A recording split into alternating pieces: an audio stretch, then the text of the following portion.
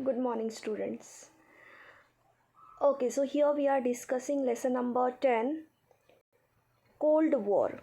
Okay, so name of the lesson is Cold War. We are learning about the war which was cold because the direct fighting, direct conflict was not there, and that's why it was called Cold War, which was happened after Second World War.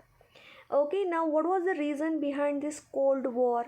Now the people, countries, they didn't want Third World War because already they were witnessed for human loss, wealth loss, economic loss of the country, and that's why in all over the world every country wanted peace, and that's why there was not direct conflict between any country after Second World War. Okay, so there were two main groups that time, that was USA, and another it was Soviet Union. Okay, so there was a conflict between them, and some of the nations they were like that we don't want to participate from any side of this two group. They wanted to remain neutral because they don't want to become the part of Third World War. Okay, so why the conflict it was there, do you remember that? Yes.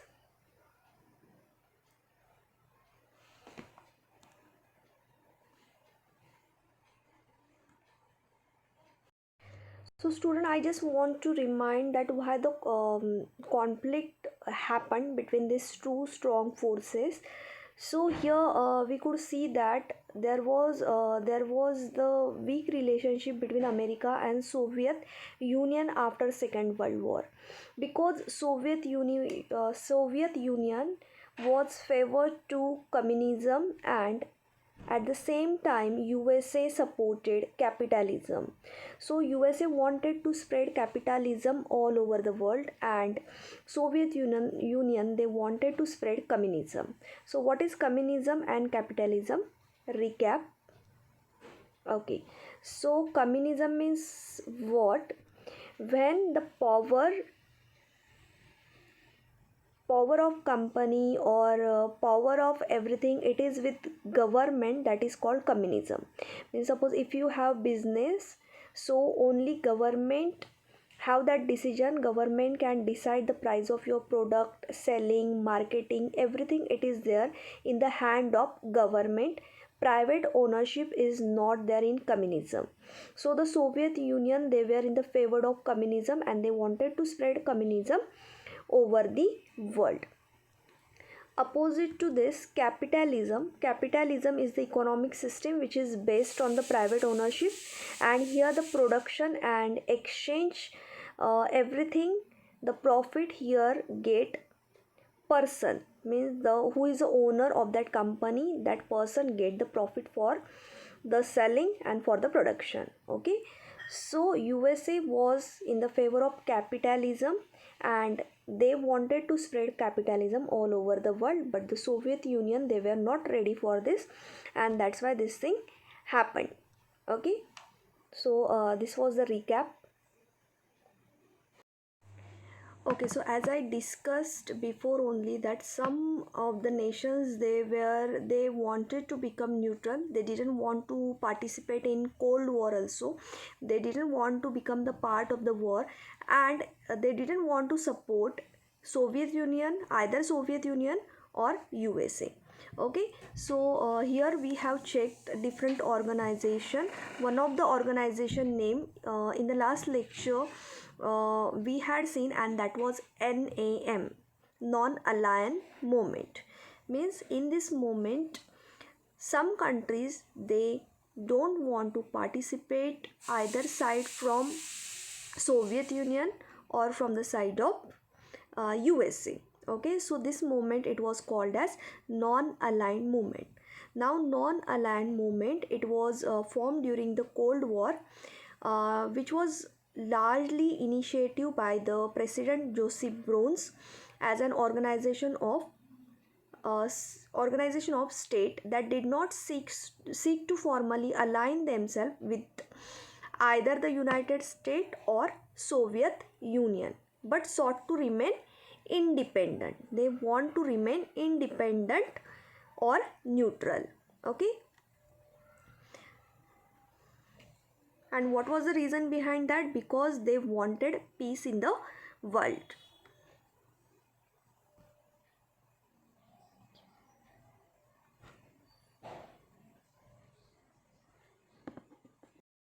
In the last lecture, we had talked about non-aligned movement of India. Now, in this lecture, we are going to talk about some more countries which were the part of NAM.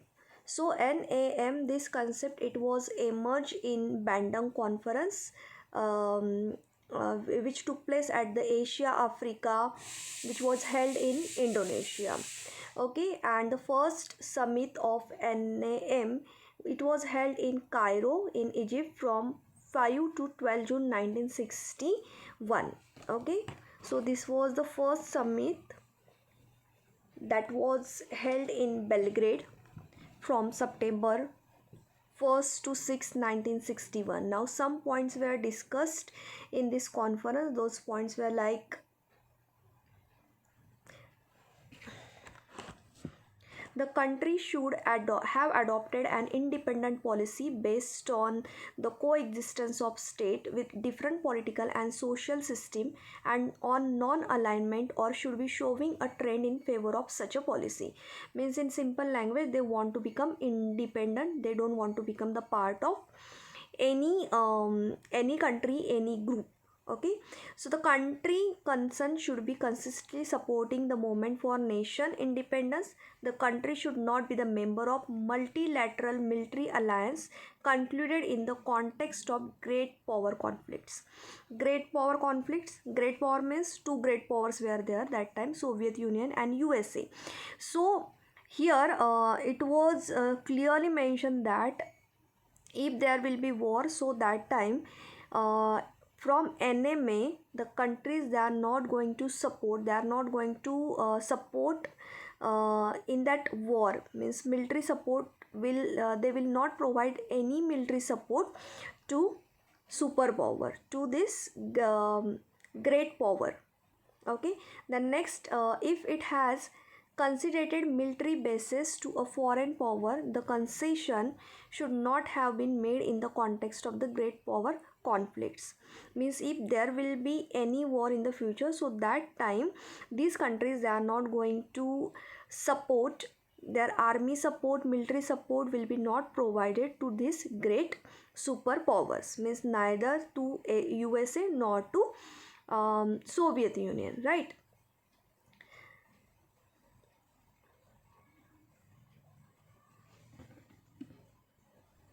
So in 1961 in Belgrade, first conference of NAM, it was called Belgrade Conference. It was the first summit of the non-aligned movement.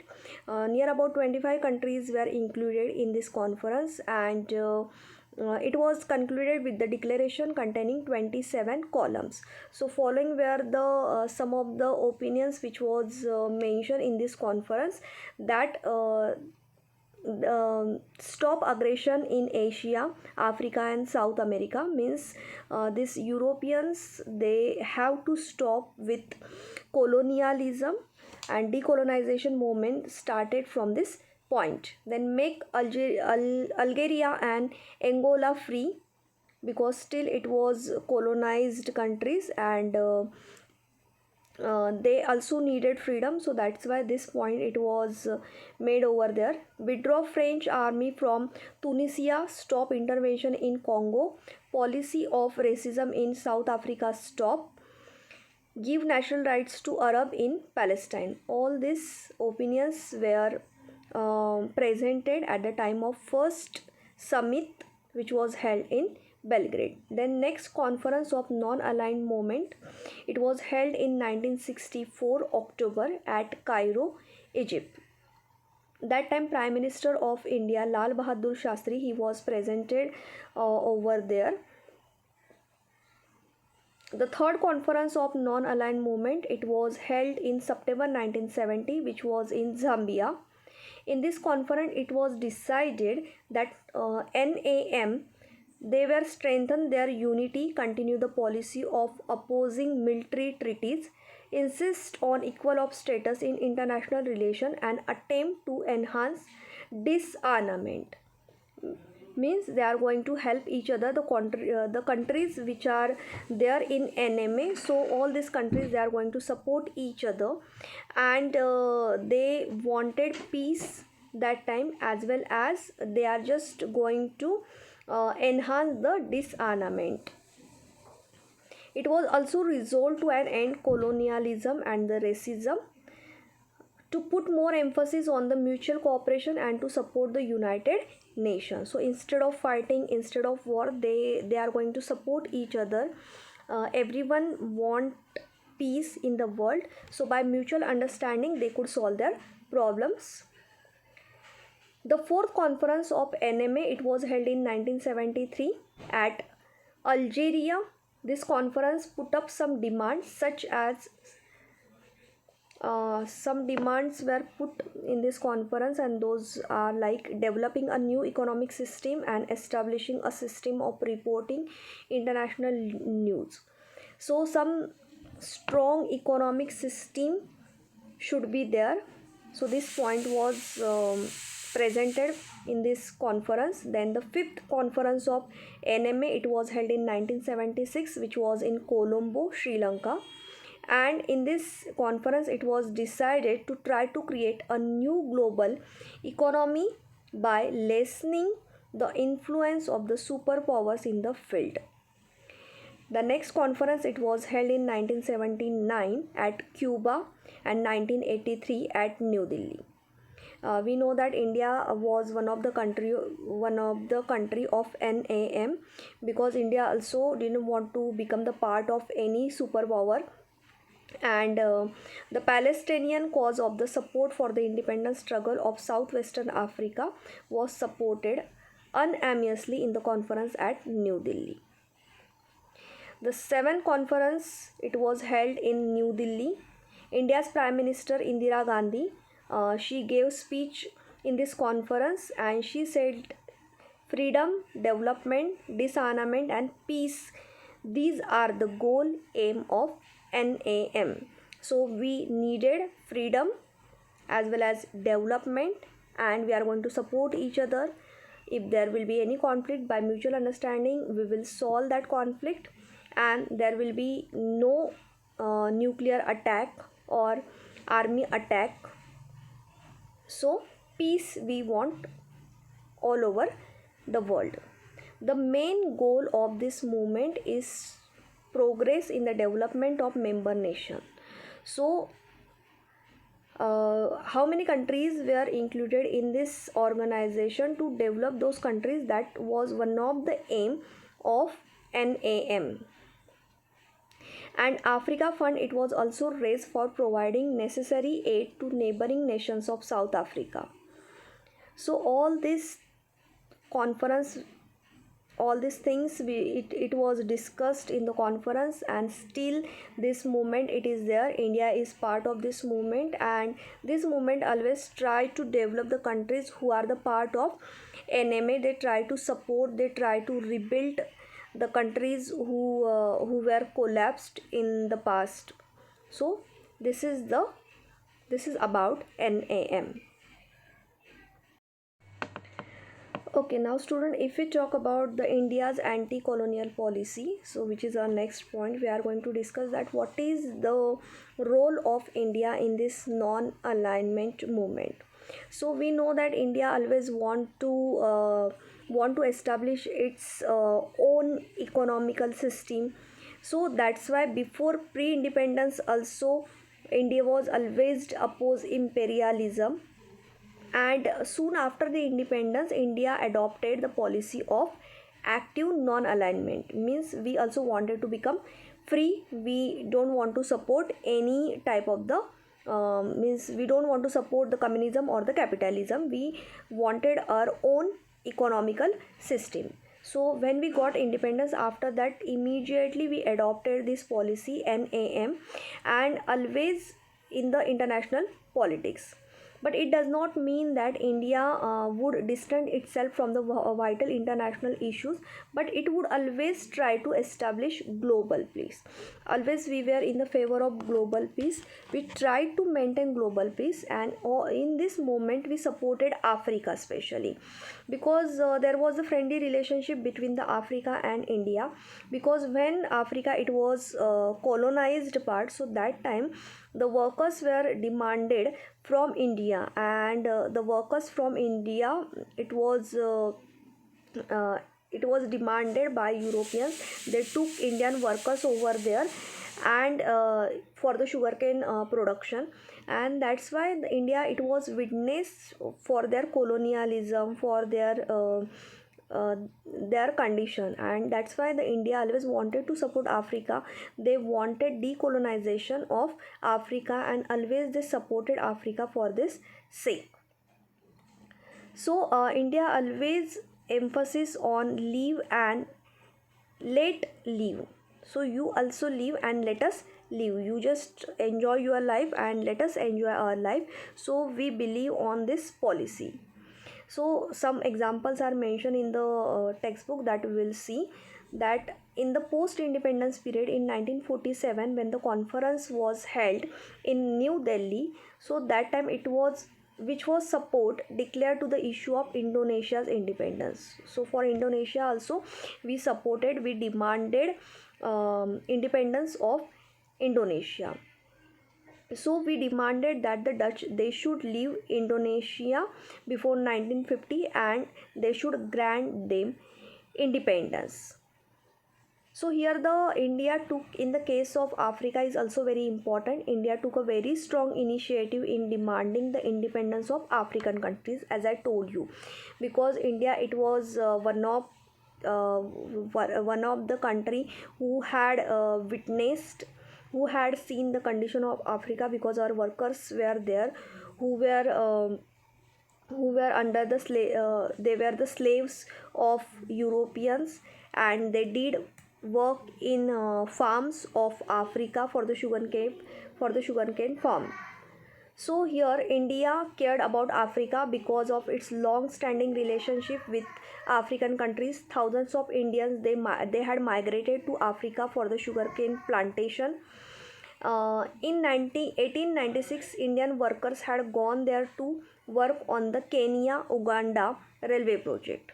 Mahatma Gandhi, he showed Africa the path of Satyagraha. When Mahatma Gandhi he was there in Africa, so that time African people, he showed the path of Satyagraha to African people, and African people they also believed him, and they just followed his path of Satyagraha, means without fighting, without without conflict with each other, by the way peaceful way they could achieve their success. So this was taught by Mahatma Gandhi, and the African they followed this thing, and India had been on the forefront in the struggle against the colonialism.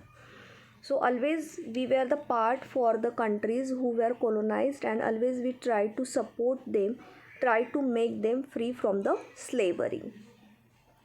Okay, now next point we are going to talk about, that is not Commonwealth. Now student, next organization we are going to talk about, that is SAARC, which is one of the important organization in Asia continent. SAARC, so full form of SAARC is South Asian Association for Regional Cooperation, and here you can see all these countries are the part of SAARC. So Afghanistan, Bangladesh, Bhutan, India, Maldives, Nepal, Pakistan, Sri Lanka, all these countries they are the part of SAARC. Now what is the SAARC, that will see. So this the South Asian Association for Regional Cooperation was established with the signing of the SAARC chapter in Dhaka on 8 December 1985. The idea of this regional cooperation in South Asia was first raised in November 1980, And after the consultation, the foreign secretaries of the 7 founding countries, as I told you, that Bangladesh, Bhutan, India, Maldives, Nepal, Pakistan and Sri Lanka, they met for the first summit of SAARC in April 1981. Afghanistan, it also became the part of SAARC in 13th annual summit in 2005. The headquarter of SAARC, it is in Kathmandu, Nepal. Okay, now what are the principles of the SAARC? Respect for the principles of sovereign equality, territorial integrity, political independence, non-interference in the internal affairs of other state and mutual benefit. These are the principles. Means the countries who are the part of the SAARC, they are going to help each other. They are just try to help each other by mutual understanding. In political independence will be there. Nobody is going to interfere for their international matter. Interference will be not there. Economical interference as well as political interference will be not there of any country. So as well as the equality, peace, these are the principle of the SAARC. Such cooperation shall not be substitute for bilateral or the multilateral cooperation, but shall complement them. Such cooperation shall not be inconsistent with the bilateral or the multilateral obligations.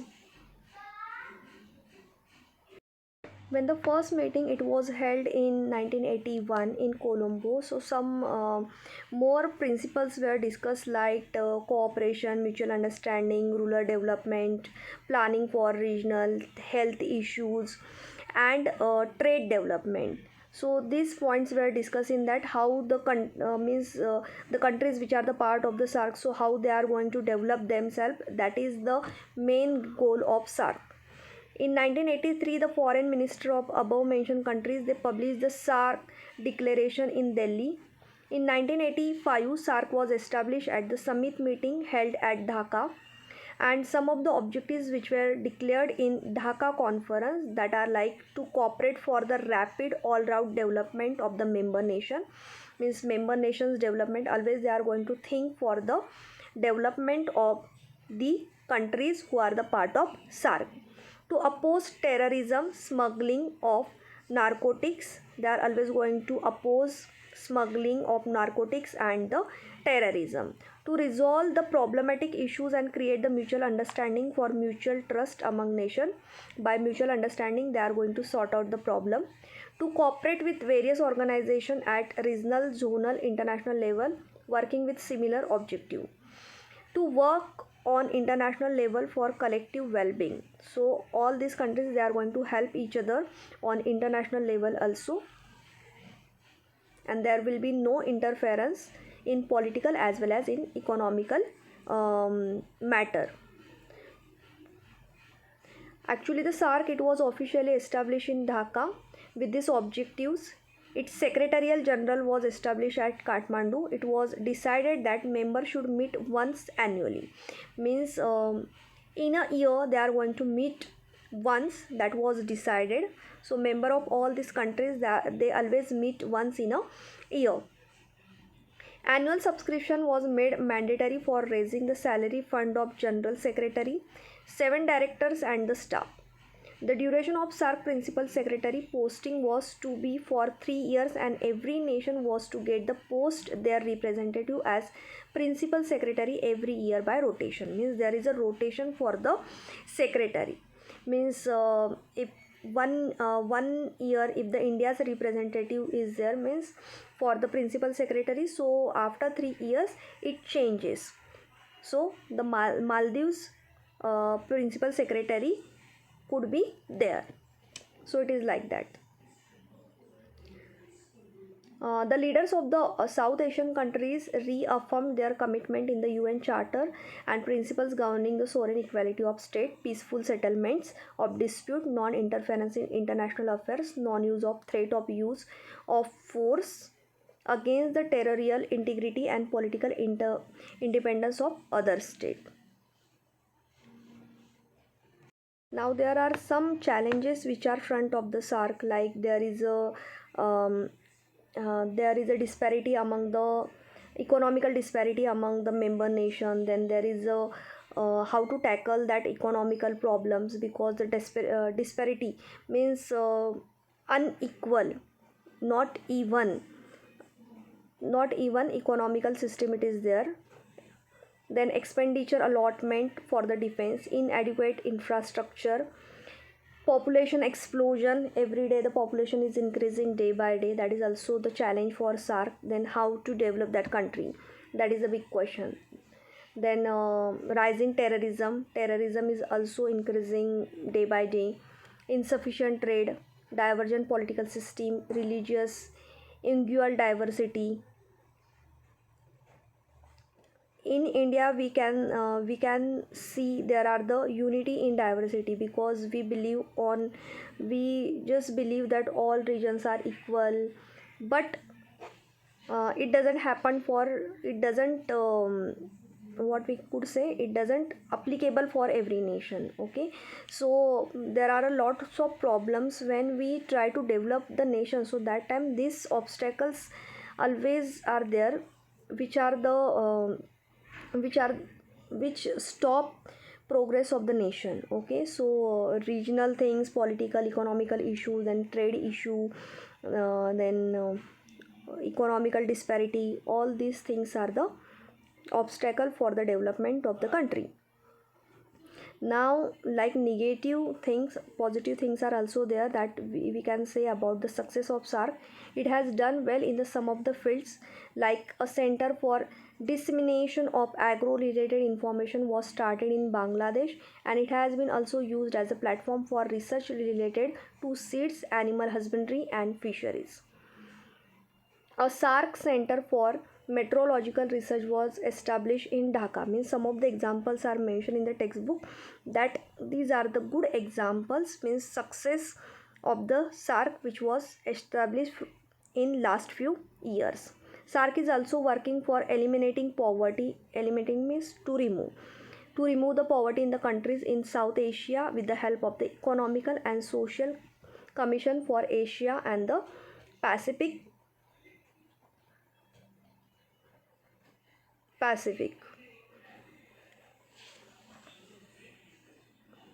So student, one more time let me revise what are the objective or the principle of SARC. To promote the welfare of the people who are there in Asia continent, and to improve their quality of living. Then to accelerate the economical growth, to improve the economical growth, social progress, and cultural development from all the regions of the South Asia. Then to promote and strengthen the collective self-reliance among the countries of South Asia, to contribute the mutual trust, understanding, and appreciation for one another's problem, to promote the active collaborations and mutual assistance in the economic, social, cultural, technical, and scientific field, to strengthen the cooperation with other developing countries, to strengthen the cooperation among themselves in the international forums, matters, and the common interest, to cooperate each other with the international and regional organization with the similar aims and purposes. All these are the principles of SARC. Now last one is the Commonwealth. All we are familiar with this organization. Commonwealth, here the voluntary international organism of the countries which were once the part of British Empire. So but now they are the sovereign country, they are the free country, independence country, and they are known as British Commonwealth, or they are simply known as Commonwealth of the Nations. Now, why this was established? What was the reason behind that? To bring the governors and administrators together who had worked in the colonies of the British Empire. So, the objective of this Commonwealth to achieve the coherence in the political and administrative machinery by exchange of the experience and ideas of these officers. So 54 independent member states are there for the Commonwealth. These are the objective of the Commonwealth: democracy, human rights, good governor, rule of law, individual liberty, equality among the people, free trade, international relation, and peace. All these are the objective for the Commonwealth. In 1970, Canada, Australia, South Africa, and New Zealand were given autonomy as integral state of British Empire. In 1931, England declared a policy of granting autonomy to all its colonies one by one. The British Parliament passed the uh, statutes known as Statutes of Westminster. This statute approved formation of Commonwealth. As the tradition would have it, the British Queen or the King is installed at the head of this organization. The Secretariat of the Commonwealth was established at London. Voluntary cooperation is the fundamental principle of Commonwealth. Now, these are the core values and the principles of Commonwealth.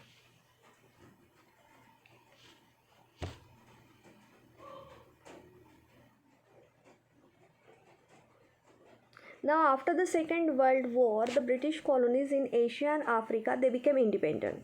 So the Commonwealth deserved to credit for it to some extent. The opposition to British rule in the colonies and the altered international scenario made the disintegration of the British Empire inevitable. The establishment of the Commonwealth proved instrumental in the given momentum to anti-colonial movement in the colonies.